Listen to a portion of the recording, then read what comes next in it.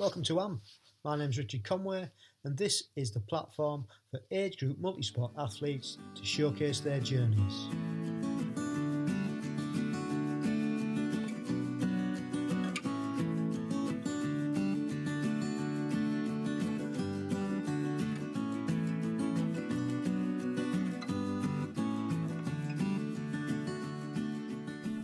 So here we are, episode 23. And this episode's a little bit different because we have two guests. And the first one is strength and conditioning guru, Dave Cripps. I've been in conversation with Dave and I'd listened to a couple of his appearances on other podcasts. So it'll be, the beginning will be on this podcast, and then we'll have more of Dave on the next one, and maybe even on the third one. And then the main interview is with a young lady, Emma Shallcross, who hasn't really been in multisport that long, but she's made a big impact. She's full of energy, full of enthusiasm, and she's got a great journey to share with us. So hopefully you'll enjoy that too, and that's coming up after Dave. So some good news for a change. Looks like we're heading out of lockdown, slowly but surely, and finally received the location for the ETU Triathlon last week, which is going to be in Valencia. I don't know what the dates are as yet, but it's nice to have a location anyway. It's nice to see, as we're heading out of lockdown, things starting to open again, and things like Parkrun have said that they're going to start running in June.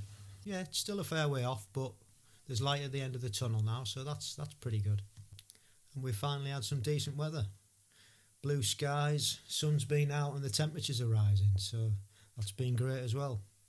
So we're all good. And what else have we been doing over the last fortnight? Well, we've just kept on training, trying to keep the consistency going.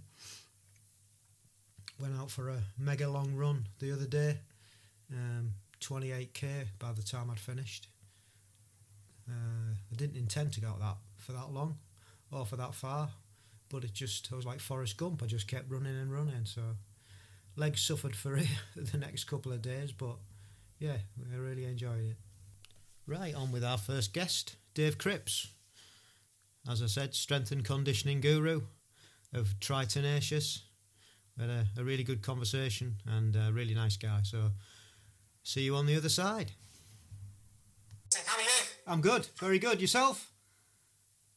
Yeah, good, thanks. As well as can be at this moment in time. Yeah. But, as always, just adapting week on week and month on month. Thanks for inviting me along, and I'm hoping you'll enjoy all the bits that we can hopefully discuss and give some good value to you guys. You being a triathlete yourself is testimony, with all your background and your experience and your knowledge. I think if you can't draw people in, then we've got no chance, have we? Yeah, to be fair, I think you've hit the nail on the head with, and it's the same with any sport, but I think it's more challenging in endurance sports. You've always got to get them to understand how what you're doing is going to be a benefit, and the worst way you can do that is go too deep or try and get too clever with it. Yeah. Essentially, people will typically do things if they can see it's going to be of a benefit to them, but that doesn't usually go too well when it comes from an angle, like you've said in that example, where somebody's almost pointing the finger and blaming people.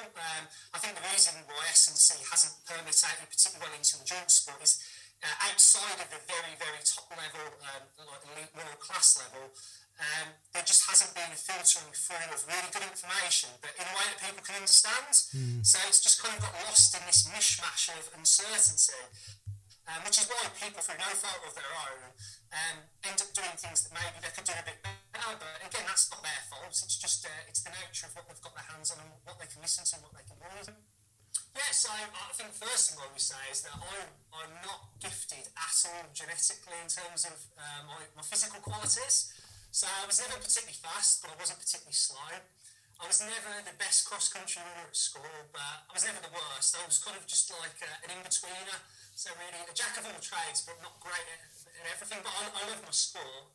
So like most people did football and everything like that, and it probably wasn't until into my teens that I started to kind of get into distance running. My dad did distance running, and that was really the start of, I suppose, the endurance training background for me.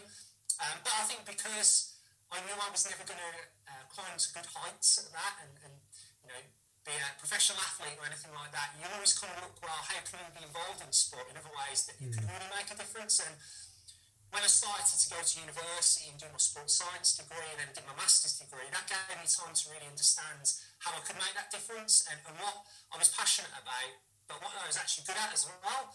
And that's probably what started me on the journey, I think, into not just strength and conditioning, but an interest in strength and conditioning and endurance sports, because my background, again, in terms of strength and conditioning early on was heavily in professional rugby union. Yeah.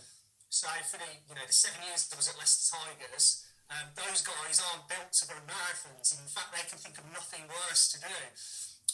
But it gives you a chance to develop an understanding of the human body and how it works, which actually isn't just beneficial for rugby union, but really lays the foundations to understanding performance on a whole range of levels. And then it wasn't until I opened my own training facility nearly 6 years ago now called Coalition Performance, started to work with a lot more people involved in endurance sports.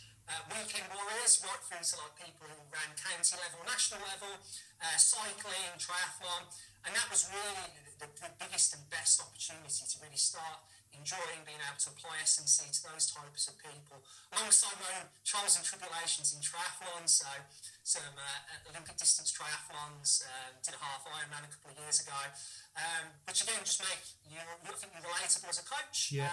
And then again, because we saw so many challenges for multi-sport athletes who could benefit from strength and conditioning, whether it's because of injuries or performance, and they didn't really understand what to do.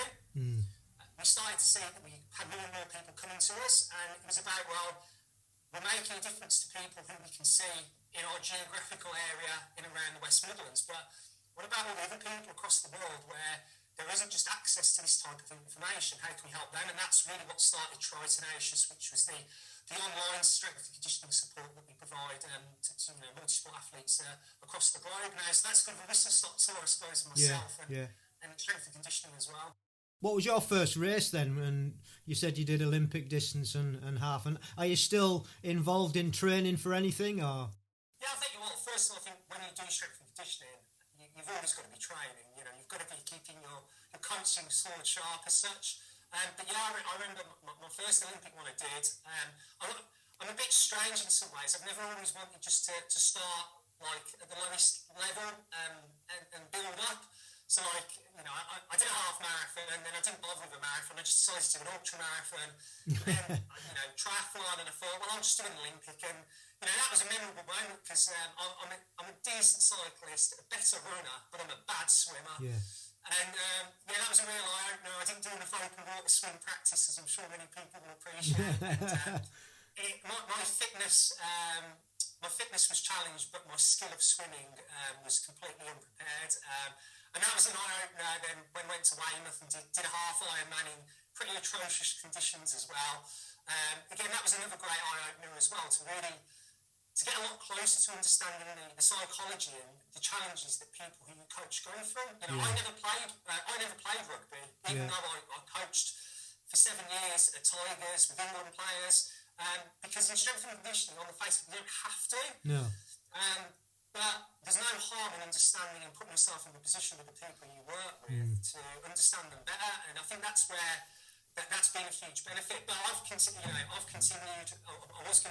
plan this year was to do an Ironman. That's at the moment obviously not going to happen because I haven't booked an event as such, and there's obviously like a year backlog. Yeah. But I'm always training at the moment and keeping myself in a position to be able to do a half Ironman or an Ironman. But just again, as a coaching perspective, I suppose there's the confidence as a coach you get when you're doing the things that you ask others to do with that experience. Yeah.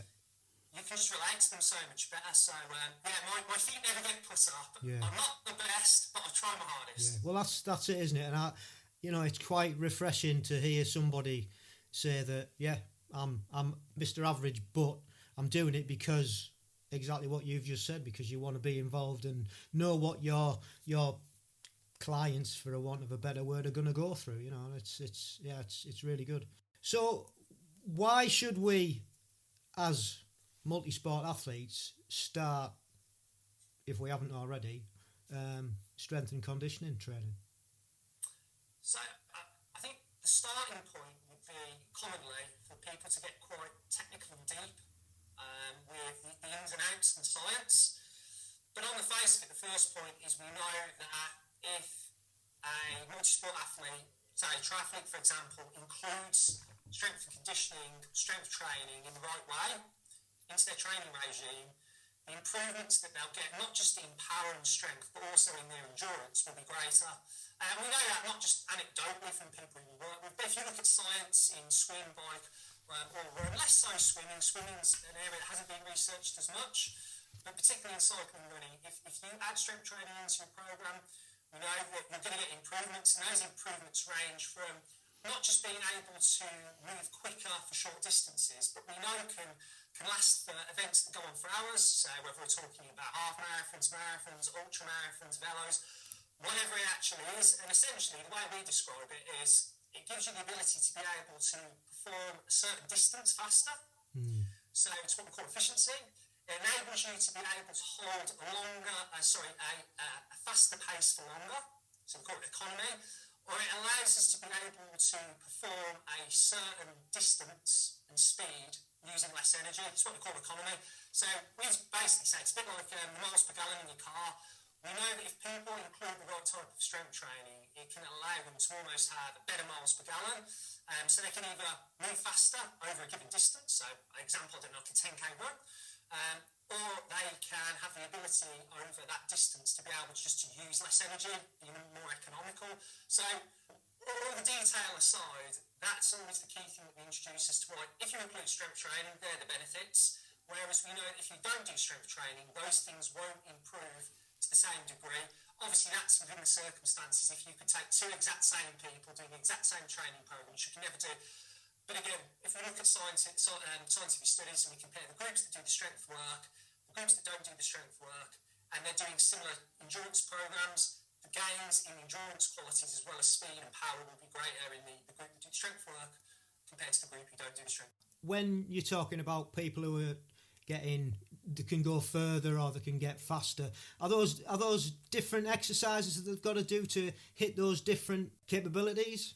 Great question. On the face of it, to give a general answer to that, no, not necessarily. I think, particularly in the endurance sports and a lot of the information that's being put out there's a belief that things have to be super specific. And don't get me wrong, there is an element of that which is required. But fundamentally, particularly when you first start working with any type of multi-sport athlete, on the face of it, they are working on very similar things, probably using very similar tools, and it's because they typically haven't got a training background in strength training, which is fantastic because it means the scope for improvements are even greater. If you've got somebody who has got a bit of strength training background, then maybe they can start off in a slightly more advanced way, but that isn't necessarily doing more sexy exercises. It's often just using the type of loading that you're using and things like that. So now to answer the question, on the face of it, regardless of what somebody's looking for within those things that we want to improve as an endurance athlete, fundamentally we're going to be addressing very, very similar things. Right. So going back to the specifics then, the swimming and the bike and the run, how do you pull together a programme for those three specific of endurance sports? Yes, this ties into, I think, a classic error that people can find themselves making. As I said before we started recording, these typical errors I talk about are not the fault of like your listeners. It's just that you can only use and do things based on the information you have, and a lot of this information hasn't necessarily been shared very much, but typically people see say swim, bike and run, and they think about lots of different things going on. So consequently, they believe that they've got to do lots of different exercises, which is an approach that might have a certain degree of benefit. It will never have the same benefit of going around in a more streamlined approach. So what I mean by that is, if you look at, say running and cycling, if we look at what goes on, we've got movement at the hip, we've got movement at the knee, the movement at the ankle, we've got quadriceps working, your three hamstrings working, your calves, your two calf muscles work, hell of a lot, your gluteal muscles, and then people can think, right, I've got to do an exercise for that muscle, an exercise for this muscle. fundamentally, we know what we call in strength and conditioning compound movements, or what we call multi-joint movements, are basically exercises where you're moving more than one joint at once. So one that's familiar with people, if you think about a squat exercise, a squat exercise, you've got movement at the hip, you've got movement at the knee, a little bit of movement at the ankle, but mainly the hip and the knee. Now, because you've got movement at the hip and the knee, you're actually using, so what we call recruiting, a number of muscles all at once. So you're not having to train them separately. And the beauty of that is, as well, is when you cycle and run, we've got movement at the hip and the knee that's very similar to a squat movement. So it means we're also training those muscles and the way they work and the timing of them very similarly to how they work when we run and we cycle. I often describe it like an orchestra. An orchestra is like a movement. It's made up of lots of different sections, you know, your brass, your woodwind, everything like that. Your body's the same, it's made up of different muscles, and it's all well and good getting each muscle strong, but it doesn't count for much if they can't work together. Same as an orchestra. So one of the problems, going back to the original question, is when people try and get overwhelmed by what's going on in muscles, they end up creating loads of different exercises. It's not very time efficient, which is another big problem. But also, it's not probably training the body in the best way, because the body doesn't usually work using muscles in isolation. It works using muscles together. So using exercises in general that allow for movement more than one joint is a really important tip. But it doesn't mean exercises which maybe train certain muscles in isolation shouldn't be used. So as an example, I'm sure a lot of your listeners have had things like lower back problems, Achilles or calf problems. I've had calf strains myself. Yeah, me too. I like analogies, so forgive me, but if you've got a car and you look at your engine, your wheels, your transmissions, your gearbox, what you want to do is, if there's a weak link within that, you need to look at not just strengthening the whole system, but maybe particularly strengthening even more a particular element. So I could develop the power of my engine, but if I neglect the gearbox won't be able to handle the power that goes into that, down that drive shaft and into the wheels. So if we take a car, for example, improving the strength of muscles like in the squat, brilliant, but actually using an isolation exercise like some type of calf raise to really isolate that very common weak link, to really develop the capacity of it to tolerate all the horrible forces we throw at it, does have its place. So compound movements, multi-joint movements are key as a foundation, but that's not to say that supplementary, using a small handful of isolation exercises for strength, doesn't mean that they don't have their place as well. Yeah. Fascinating subject, strength and conditioning. Since the gym's closed down, I got myself a set of weights and I use the garage to do a bit of strength and conditioning.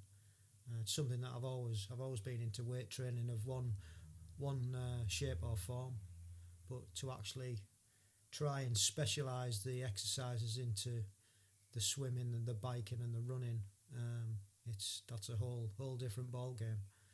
So we'll definitely give that a go using Dave's introduction that he's got on his website, which I shall post in the notes at the end, and we'll hear from Dave again in the next podcast. So coming up now is Emma Shallcross, and as I said, she is a really enthusiastic multi-sporter, and she's done really well to qualify for GB in the past, and she's got races coming up for them this year as well, and I hope you enjoy this. See you on the other side. Thank you for agreeing to do this. Welcome along to it. How are you? Yeah, good. I'm excited. How's everything anyway? Before we get into that, how's everything working-wise and living-wise in COVID? Well, everyone's having really different experiences, aren't they? So some people are obviously stuck in the house and others, I'm classed as a key worker. So I've been at the manufacturing site like every day since lockdown in April last year. So it's kind of been a really different experience for me in the sense that our production's exploded. It's been really busy. What is it that you produce? So we make actives for personal care products, so the likes of skin creams, hand gels. What a great company to work with this time. Yeah, so the company is actually from Yorkshire. They're called Croda, and you might have seen them in the news because we're supplying some of the Pfizer vaccine ingredients. Okay. So it's been really busy, but it's good. It's good busy. I guess it's quite fulfilling to be able to help in some small way. Yeah, definitely. It's really satisfying feeling like you're part of the sort of fight against COVID. Yeah. It's given a bit of a sense of purpose as well. Like I've not stopped. So yeah, I feel like I'm doing my bit. Well done, fantastic. Everybody's helping in different ways, aren't they? That's the thing with it. Yeah. Good stuff. Yeah. So how long have you been working? Yeah, definitely. 6 years. Right. Cool. Yeah. And you like it? So, yeah, it's really good. So I left uni after doing chemistry at uni, and then I joined the graduate scheme. So I've done multiple rotations in the company. Yeah. So I've not always been at the same site. I lived abroad. I've lived in Leeds. I'm obviously now here back in Liverpool. So it's been a real good variety, and I think us sort of multi-sport athletes like that. So it suits my personality to have a bit of change every now and then. So what did you start off doing when you were growing up? So from about the age of 4, I used to go swimming to the local pool. And that was mainly driven by my mum. She was always into swimming. Right. And then at the age of 9, I sort of found my competitive side and wanted to get better at swimming, and sort of I saw other kids doing swimming galas at school. So I joined a club at that age. And from there it sort of ramped up. So I think I was competing up to the level of sort of Merseyside, Lancashire and district level up to about the age of 16. And then the academic sort of side of me came out as well, and it was difficult because obviously you're so into sport, but school sort of took a priority then, and getting my A levels and GCSEs, so it was more of a hobby definitely at that point. And swimming's quite full on, isn't it? You know, when you're doing it, it's like every morning. And did you swim twice a day when you were doing it? Morning and evening. Yeah, we're known for being committed. That's pretty spot on. Yeah, I wasn't as extreme as the likes of Olympic swimmers, so I think a lot of them swim twice a day and do a land-based exercise. I'd swim about 5 times a week, and then potentially have galas of a weekend. And a lot of the time as well in the galas, they'd be a Friday, Saturday and Sunday meet, so you could be racing Friday night. And because I definitely favoured the longer distance events, so 200 metres right up to 1,500 metres, they tended to be last on the schedule. So you'd be waiting around all weekend for a Sunday afternoon to turn up. But it was good fun. Looking back, definitely good fun. Made loads of friends at the time as well. So and stood you in good stead for your multi-sport endeavours, because your swimming will be phenomenal, no doubt. Yeah, I think it's just because of that background, and that's where I've came from. When I've gone to triathlon at a later age, it's naturally been there, so I've been able to pick that side of it up really quickly. Obviously, the open water side of things is very different to pool-based swimming, But I think having the confidence in the water, it's never really held me back. So when I started doing sprint triathlons and even Olympic, I was finding myself, if not at the front, if not the first swimmer out, I'd be definitely, in the top 5. So that was also quite motivating to get better at the other two. It's funny, isn't it? Because you can attack triathlon, especially from all different perspectives. If you're a good swimmer, you usually, because you've spent that much time swimming, you're usually not very good at the other things. Usually, if you're a decent biker, then you're an all right runner, but your swimming's rubbish. You know what I mean? So it's quite interesting to hear all the different dynamics of how people have got to where they are. So, well, you calmed down the swimming, and like you said, you did your school work and things, and concentrated on that. So, from that point on, so I went to university in Leeds. Yeah. A lot of triathletes in the country will know that's a massive hotspot for triathlon. Yeah. At the time, the Brownlees were known. I think while I was actually at uni, it was London 2012.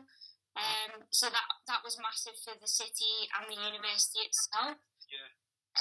It's funny actually, because while I was at uni, I didn't actually join the triathlon club. Right.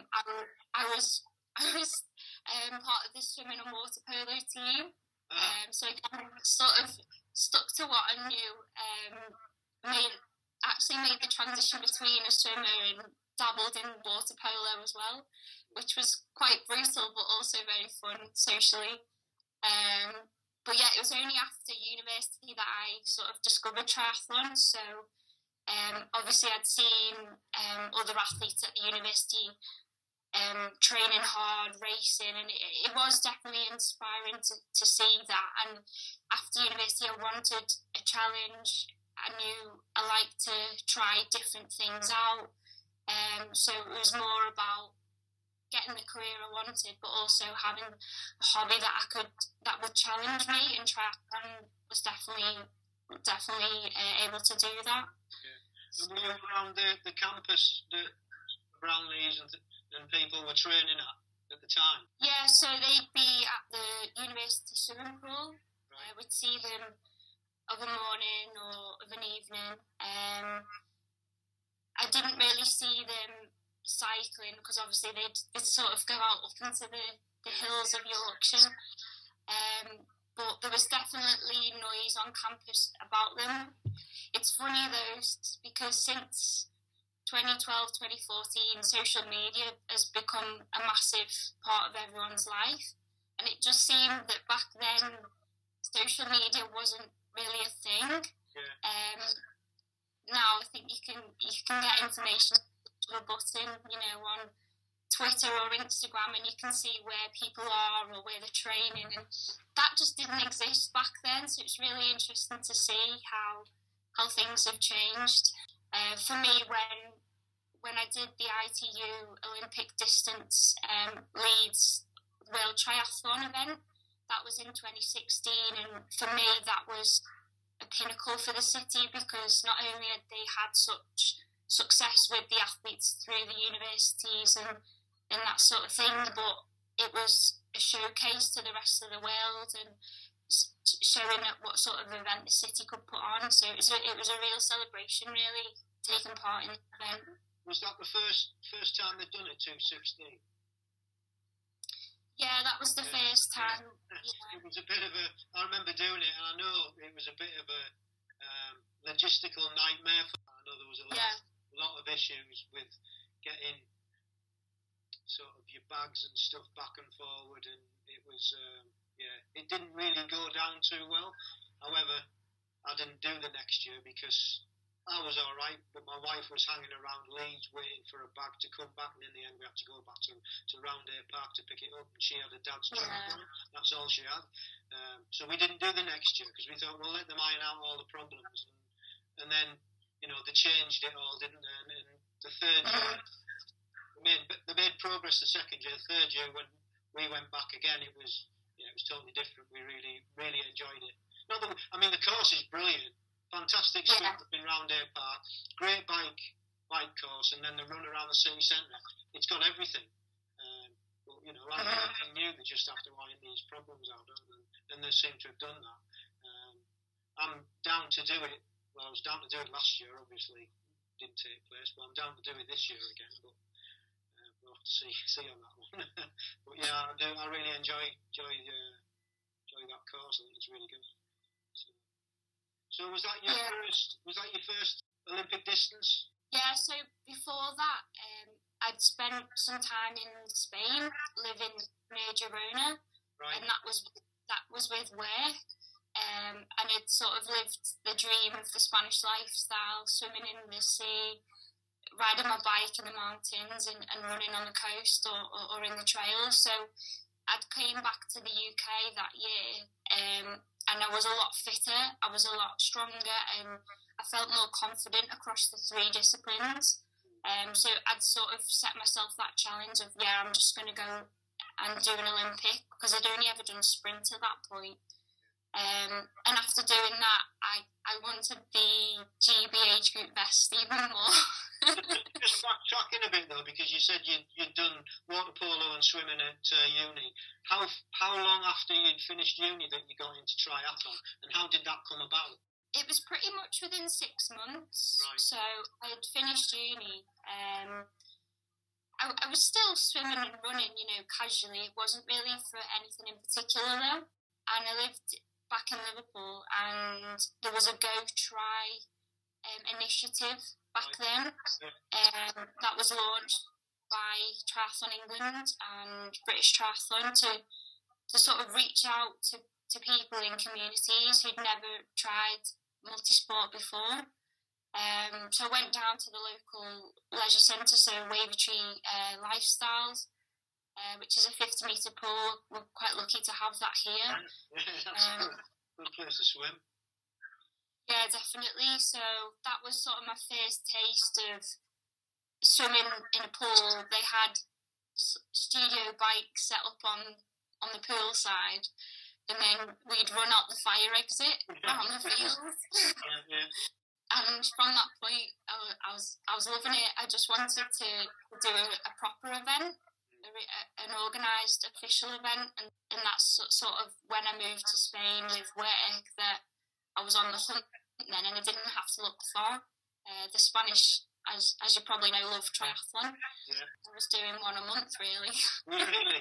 Yeah.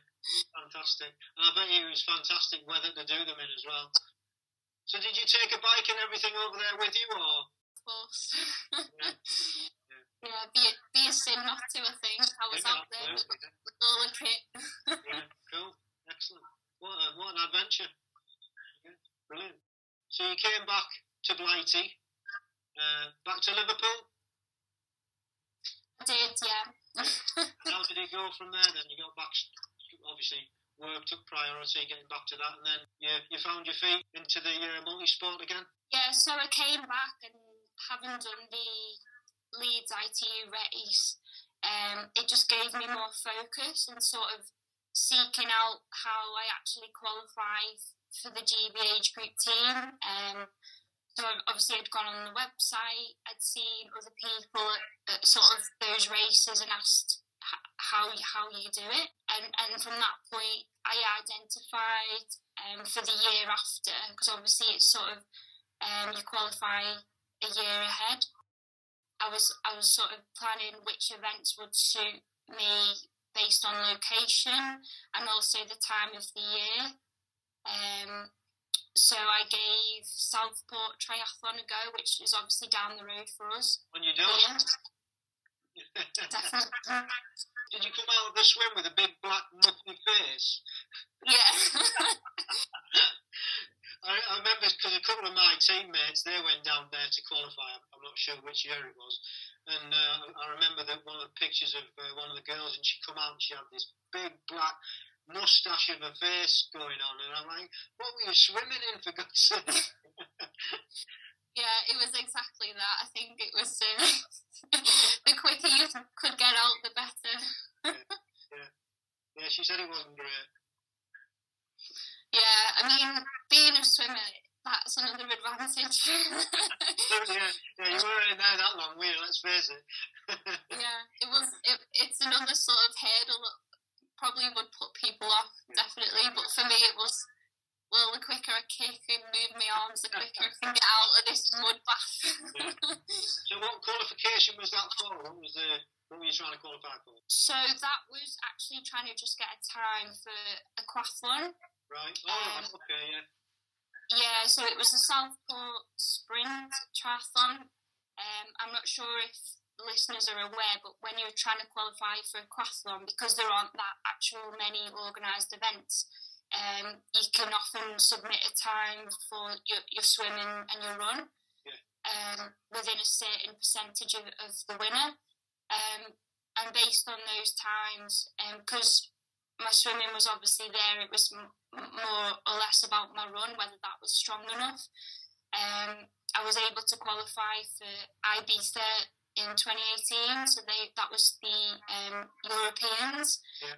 And then I also qualified for the Worlds in Pontevedra in 2019, so it was a really beneficial event actually to do. Double whammy. I was going to ask you about that because in your email you'd mentioned about you qualified, and I hadn't even thought about you. I thought you'd qualified for triathlon. I'm thinking, well, how has she done that? But obviously, aquathon, completely makes sense now. yeah. So I think again, it was trying to play to my strengths. Yeah. So even though my run definitely isn't really up there with the front girls, I was able to meet the cut-off, meet the percentage, so I knew because of how strong my swim is and can be, it sort of balances it out. And using your strengths, your swim, that's so important in multisport, using those strengths to counterbalance the things that you aren't so good at. And that's the great thing about doing a two-sport event or a three-sport event, isn't it? Because, there's always going to be one weak part, or maybe two sometimes. But if you've got a strong event, then you go for that, don't you? I'm the same with duathlon. I'm a lot stronger doing a duathlon than I am a triathlon. Because my swimming's rubbish, but, So, yeah, brilliant. It's great advice, isn't it, to anybody want to get in anything, whether it's aquathon, aquabike, duathlon, triathlon. Work to your strengths and use those to get qualified. So it's worth bringing up and mentioning it. So thank you for that, and thank you for explaining the aquathon part as well, because we haven't. I think Yanni's the only other aquathon athlete that we've had on. I think. Right, so brilliant. I think everybody else has been a duathlon or a triathlete. So you qualified for Ibiza and Pontevedra. So what happened next? Well, it was all systems go then to get my run as fast as I could. And how did you do that? Well, I joined this fantastic run club in Liverpool called Dockside Runners. Right. It's actually a volunteer run. So all the pacers that are part of the club volunteer their time every week, every Tuesday and Sunday. I stumbled across it from a friend who I knew in the city, and literally as soon as I went one evening, I just naturally got the bug. They're so passionate, the people have just got so much energy, they love what they do, and it just is infectious because week on week the groups would grow. So I think when I joined early 2018, I think we had about 40 people turning up on a Tuesday night. By the end of the year, it was 100 week in, week out. It's absolutely brilliant, and it's gone from strength to strength over the years, really. Yeah. So it's just fantastic for the community as well. So it's not always just about how quick you are. There's different groups, so we've got people who've never run before who sort of starting out doing couch to 5k,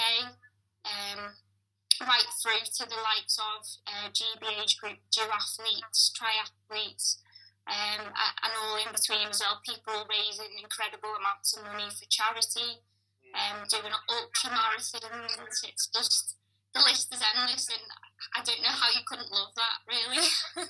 And it's so great that, you know, it is open to everybody from couch to ultra, isn't it? And everything in between that, and getting people off the couch and damn well doing stuff, you know what I mean, to get them better, and especially not just physically but psychologically. Now it's been so hard that you can't be in such big numbers, but you've made those contacts so you can still go out with somebody to run, can't you? Which is invaluable, I think, at the moment. And hopefully when we get back, Boris pronounces next, we can maybe up the groups and maybe get six of us going out together, which will be refreshing again. So, but yeah, that's a great story, and I guess that's a story nationwide as well. There's groups like that all over, isn't it? And you know, you did well and did right to find that out, because I know when I moved to where I live, I did the same thing. I joined an athletics club, although I was in a tri club. I joined an athletics club to bring my running on, and it's so, yeah. Again, another great point. Yeah, I think what it's taught me more than anything is that just to be curious. So through the club, I've learned more about myself, and I've been surprised at actually how much I've been able to push my body, but also my mind. Like, other people have believed in me at times when I just thought I wasn't like good enough. The club, especially last year in 2020, obviously everyone's had really different experiences, and we've got people of all ages in different sort of vulnerability categories, or you know, some people who are more healthy and safe, and to try and keep that community feel virtually is really, really difficult. And I think the fact that like the club were able to pull together, they've put on, well, collectively we've put on virtual races. Yeah. We've done virtual pub quizzes. We did like a 24-hour relay where someone in the club was running for 1 hour and then would pass over to the next person to run an hour, and that was going on through the night time. And it's just absolutely fantastic, some of the ideas and the creativeness of different members as well. So it's been brilliant to see, really, and I think everyone's pretty grateful for the efforts of the pacers, but also all the volunteers that have got involved. So fantastic, yeah. So how did Ibiza go for you then in back to 2018? I just loved it.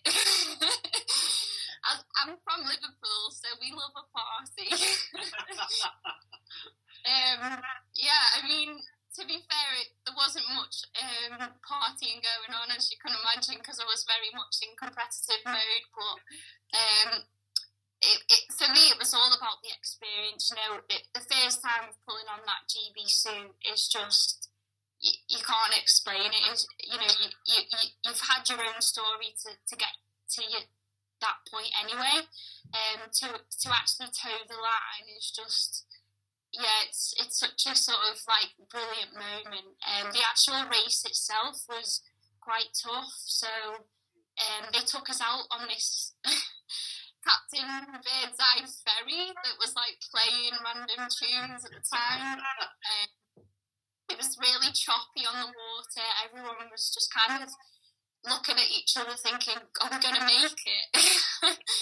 And I just remember having to watch people jump off the front of the ferry into the water to sort of line up between the buoys, thinking, is this really happening? Have you experienced anything like that before?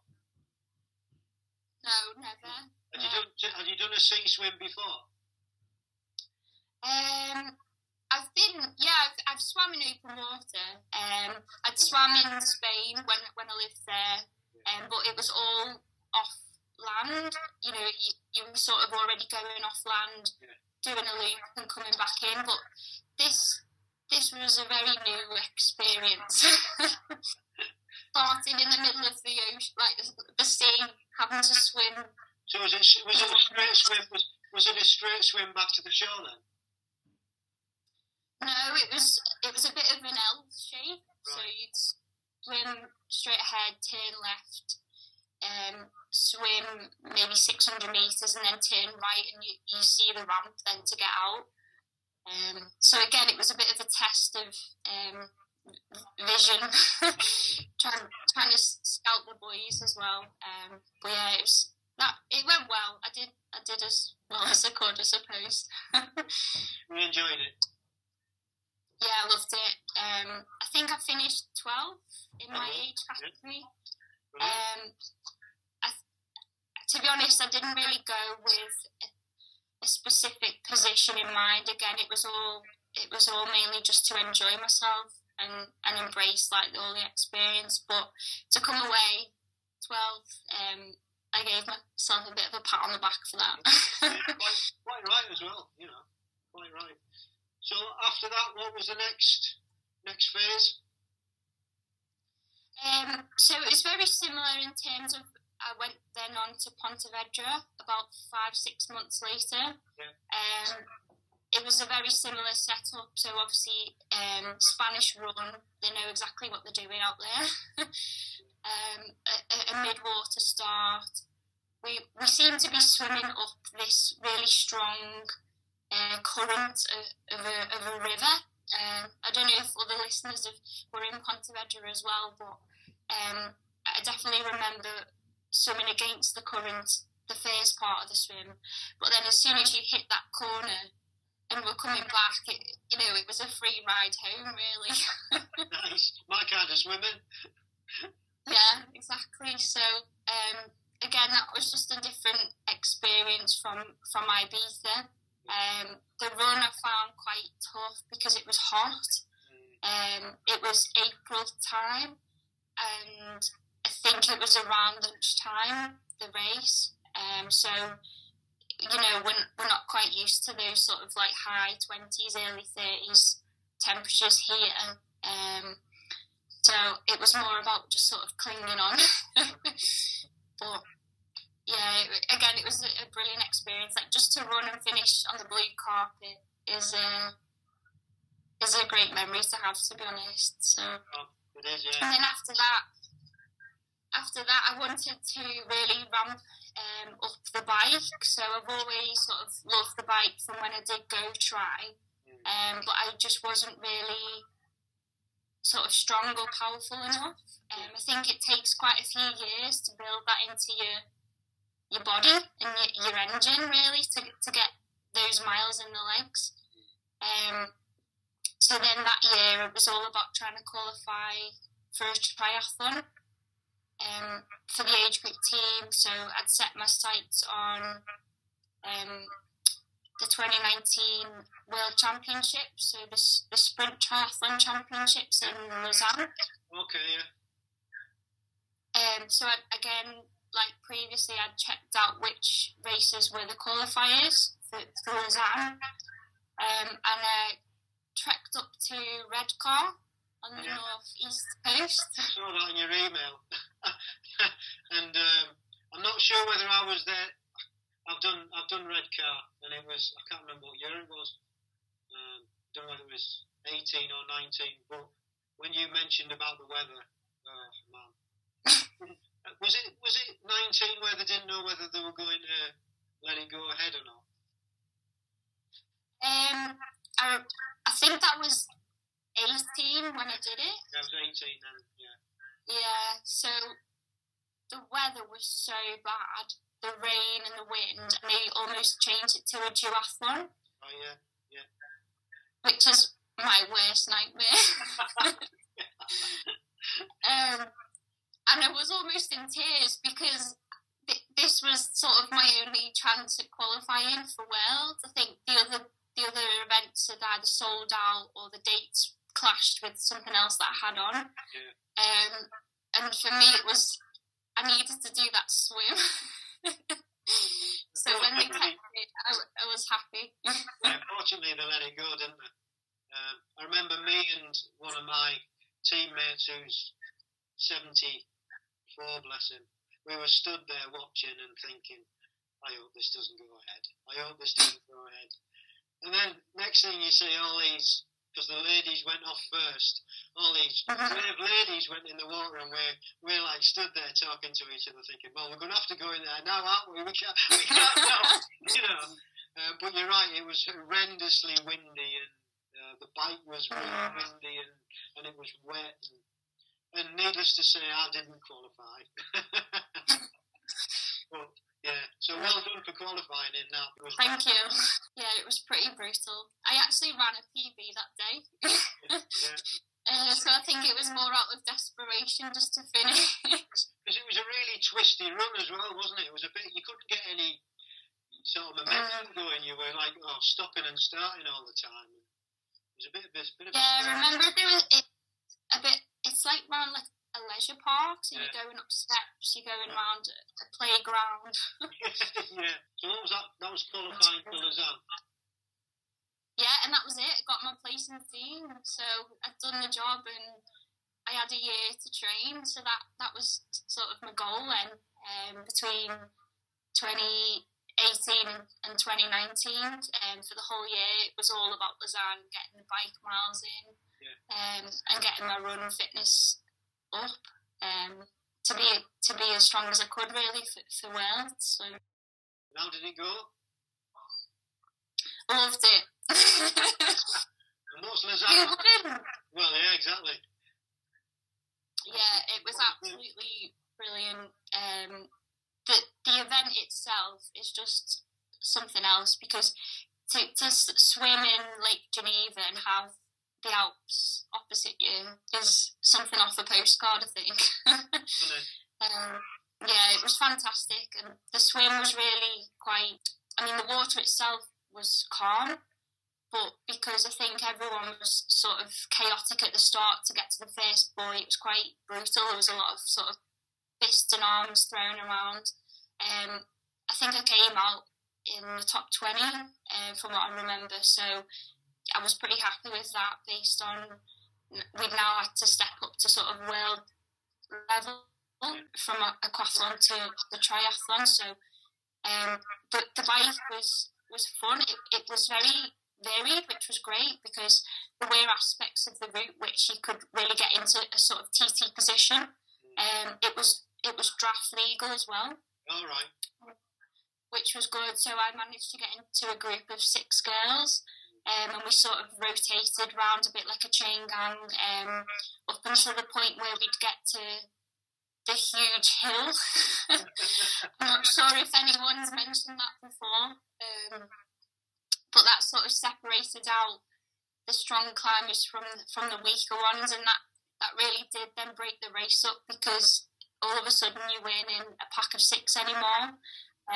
You'd find yourself in maybe a group of 4, or then you'd be off the front and maybe latch onto someone else who'd drop back further ahead. So it was chopping and changing all the time. I think it was 2 full laps from what I remember, which for me again, it was a great experience. And I come off the bike, I think it was the second fastest time I've ridden 20k on the bike in race format, so again I couldn't really ask for more from that really. But then I got to the run, kind of went downhill from there, but I'm not going to beat myself up too much about that. So.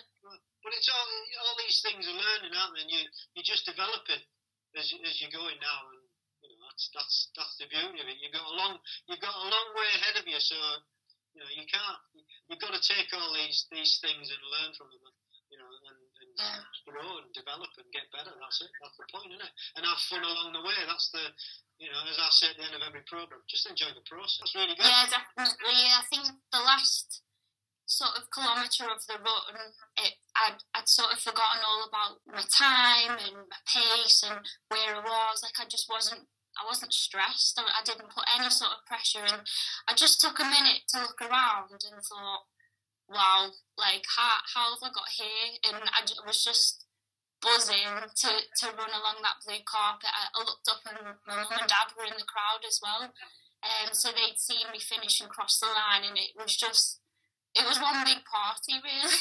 Really. It's great, isn't it, when you can take, you just said you took your mum and dad, and that, when you can take people with you who can also enjoy and relate to your stories and enjoy the experience with you.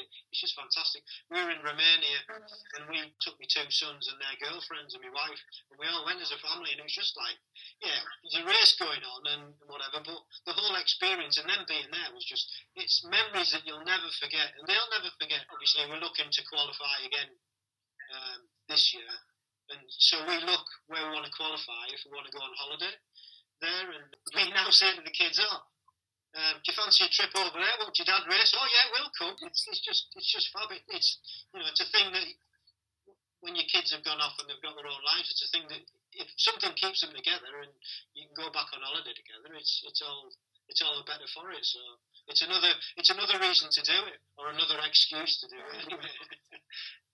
Yeah, definitely. I mean, having now sort of left uni, working, sort of got myself, sorted a bit of money and things like that. It's all about travelling, and obviously with COVID, it was just really kicking the teeth, because I think there was, big plans to sort of travel and race around different parts of Europe and explore the world a bit, but that's sort of on hold for now. But I think my mum and dad are just happy that they came to watch, because that was the last time they went abroad. Yeah. So, yeah, we're just thankful, for sort of the life that we did have before COVID hit us. Yeah. We've just got to think positive and try and look forward to getting back there in hopefully the not too distant future, and we'll all get back to some form of normality and be able to go and do it all again. So that's all we can do, isn't it? And just believe that's going to happen. And yeah, definitely. Have you got anything planned for 2021? Any races planned for 2021 coming up? Yeah, so I've tapped into Merseyside now. So they're a triathlon squad in Liverpool. Right. They're affiliated, so it's a lot more sort of focused on the triathlon aspect itself rather than the dockside runners. Is definitely purely community running. So I've been joining the Zwift group sessions there with Merseyside. I joined in with the cross country before COVID last year, and then this year it's been definitely more into working with them as a coaching setup. So they are sharing with their team members weekly training programs. So I'll be doing, as I mentioned, Zwift sessions. We get running sessions that we can do either alone or someone else that we can meet up with. So that's sort of been like the winter regime, and that's bringing me up to today. So that going into this year, the plan is Ironman 70.3 in Stafford. Right, so you're moving up the distance. Yeah, I'm cranking it up a bit. So that was the plan for last year. Right. Obviously, it got postponed to this year, so give it another crack this year. And then we've got also European Standard Champ, so that should have been in Tartu last year. Right. And I think it was announced yesterday that it's going to be in Valencia at some point this year. Back end of the year after the Olympics, they said, didn't they? Yeah, fingers crossed, yeah. So that's sort of the plan for this year, really. Getting the miles in the bank. It's good to have something to look forward to, though, isn't it? Oh, 100%. It makes all the difference. When we first went into lockdown last year, I think a lot of us just felt, a bit lost and a bit confused. What does this mean? When can we get back to normality? And I'd kind of told myself, well, actually, I've decided in 2020 that I wanted to do a half Ironman. So I didn't really give up and decided to do it at home. So it just makes all the difference having that goal or the target or the set date that you're going to do something, because you're held accountable then, whether it's just to yourself or your coach. So yeah, and I agree. I think if you're of that mindset and you need a goal to aim for. There's nothing wrong with setting your own goals, and whether you tell people or you don't. You know, some people tell people to make themselves accountable. Some people don't need that; they're accountable regardless. But I think it's a great thing to go for and set these goals, especially last year and maybe even some of this year. So yeah, it's great. So, well, you've answered one of my questions about you being coached, because you just said that you've joined Merseyside Tri. So I guess there's lots of coaches involved there. He'll be helping you out. So we'll move on to what's your favourite bit of kit that you've got? Because we all like a bit of kit, don't we? Love new kit. I would say the Wahoo Kicker Turbo that I've got. It's actually been a blessing that, as much as I was grateful for it at the time, so I actually won it in 2019. It was a really random night, so there was a post on Facebook about head down to Brewdog in Manchester. We've got these Wahoo kickers for the win. Cycle 1 kilometre as fast as you can, and that was sort of it. I thought, surely not. This can't be right. So I literally rocked up on a Tuesday night at Brewdog, and I was trying to like suss out the vibe. So I was like, do I take my all-out cycling lycra gear, or is it going to be a bit more of a old t-shirt and shorts job? Anyway, I rocked up and there was just loads of guys in lycra, and I thought, right, game on. So yeah, there was a female and a male competition to ride on Zwift on the turbo as quick as you could, so I ended up winning by about 4 seconds, I think. Wow, fantastic. Nice. Yeah, so I was really lucky with that. Nice kicker in the back of the car going home there. Yeah, I was buzzing with it, and then obviously then with 2020, little did I know how useful that was going to be. It gets me out of bed at 6 o'clock in the morning, because I have it set up with like a bit of a rave cave going on. So there's like speaker, there's disco lights, and all I can think of is got the turbo, got the music tune sorted, and I've got the Zwift on, so I can see my teammates, and I think, what more do you need? Oh, you need it. You're not riding alone. It's not boring, so it's all good. All good. Definitely. Yeah. So, short-term and long-term goals. You've said, obviously, you want to do a half. I guess that's your goal and your short-term goal. Explain. What about longer-term? Where do you see yourself, and what do you want to do? What do you want to achieve? I think I'm quite competitive with myself, and I just like to push myself. So I'll reach a certain standard, and I'll be like, well, what can I do now? So I'll definitely looking to do a full Ironman. The dream would be Barcelona, really. I think that if I'm going to do a full, I'd want to do it abroad. For the full experience, and obviously the holiday, as you said. Of course. I think, I wouldn't be lying if I said I don't want to try and get to Kona from an age group perspective. Yeah. But I think that's definitely going to take a few years from this point anyway. And then apart from that, I sort of I like promoting the charity side of things and the mental health side of things. So I've always been keen to sort of emphasise how beneficial sport is for mental well-being. So within not just Dockside, but sort of in the swimming community at Merseyside Tri, have really sort to try and represent how it can help us with daily stresses. Yeah. So try and do some sort of workshop or webinar or something along those lines to try and engage more people in the benefits of multisport for mental health. So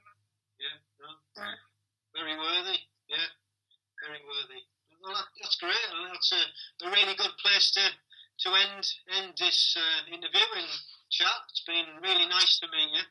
A fantastic story. So thank you. And you. Thanks very much. Yeah. A pleasure. Thanks for coming on. And is there anything you want to add or anything else you want to say?